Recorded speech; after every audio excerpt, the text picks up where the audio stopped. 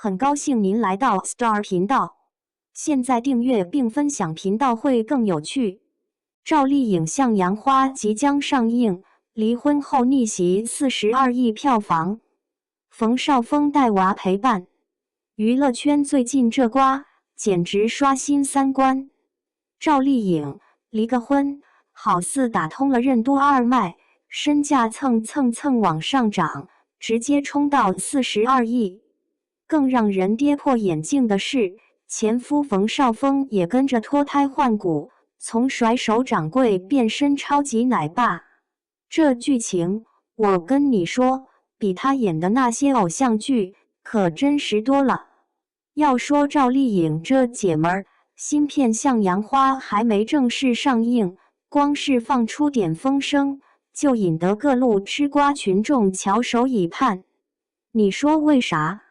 还不是因为赵丽颖这3个字，现在就是票房的保证，流量的代名词。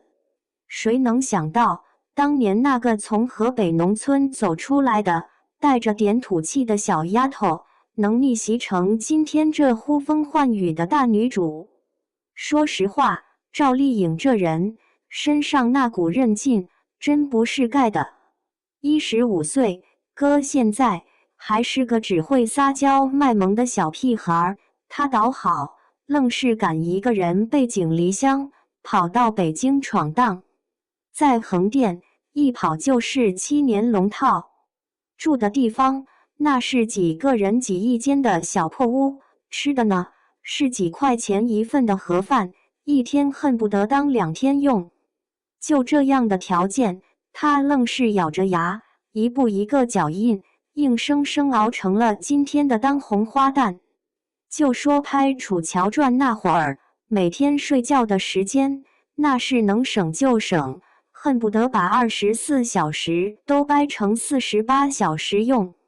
腰伤复发了，疼得直冒冷汗，可他愣是没吭一声。这份拼命三郎的劲头，放眼整个娱乐圈，还真找不出几个能跟他比的。话说他和冯绍峰那段婚姻也是让人唏嘘不已，一个是没啥背景，全靠自己打拼在娱乐圈站稳脚跟的草根明星，另一个那是含着金汤匙出生的豪门少爷，听说家里是开纺织厂的，家底殷实得很，进娱乐圈估计也就是图个乐子。这俩人从一开始就给人一种不是一个世界的人的感觉。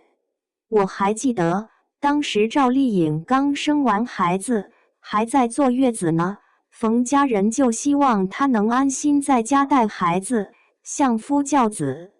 可她呢，月子还没做完，就偷偷摸摸地看剧本，琢磨着怎么复出。这事业心简直是冲破天际。结果呢，2021年4月23号，两人突然官宣离婚，这段仅仅维持了4年的婚姻，就这么草草收场了。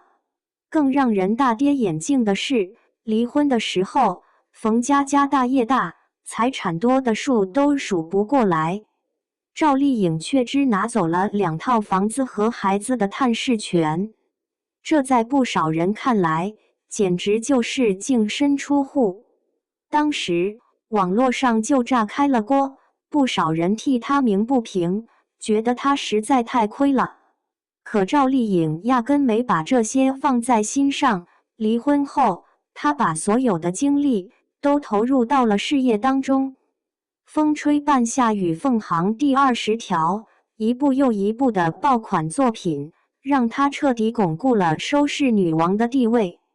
代言费也跟着水涨船高，从离婚前的10几个，一路飙升到30几个，身价更是直接翻了好几番，突破了42亿。这速度简直是坐上了火箭。更让人佩服的是，为了演好《向阳花》这部戏，他竟然跑到偏远的农村，和农民们同吃同住，体验生活。为了更贴近角色，他还拼命减肥，硬是把自己瘦到了86斤。就这股子敬业精神，连中央戏剧学院都把他当成了励志的典型案例。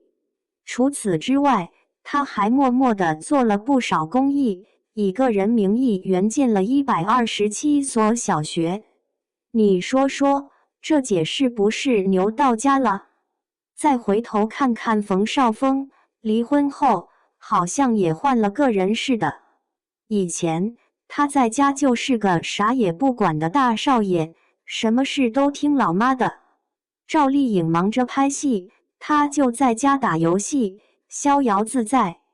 可离婚后，他好像突然长大了，开始主动承担起照顾孩子的责任。2024年春节，还有人拍到他跟赵丽颖一起带着孩子出去玩，一家3口，有说有笑，看着就跟没离婚一样。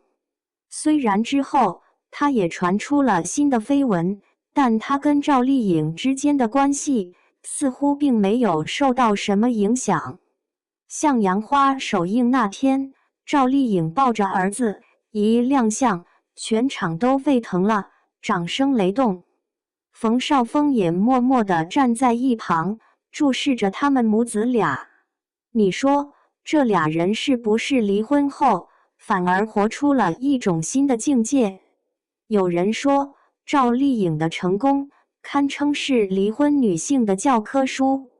我觉得这话没毛病。离婚并不是人生的终点，而是一个全新的开始。她用自己的行动向所有人证明，女人不靠男人，一样可以活得精彩，一样可以闯出一片属于自己的天地。当然，冯绍峰的改变也值得我们为他点赞。从一个啥也不懂的妈宝男，到一个有担当、有责任心的好爸爸，他也在努力的成长。或许这就是成熟的爱情吧，即使不能携手走到最后，也能互相尊重，共同承担起对孩子的责任。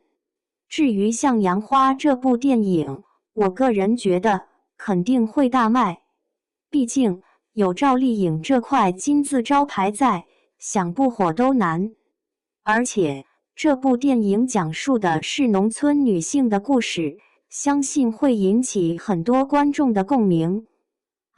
说了这么多，各位小伙伴们，你们对赵丽颖的逆袭之路，还有她和冯绍峰的相处模式，有什么看法呢？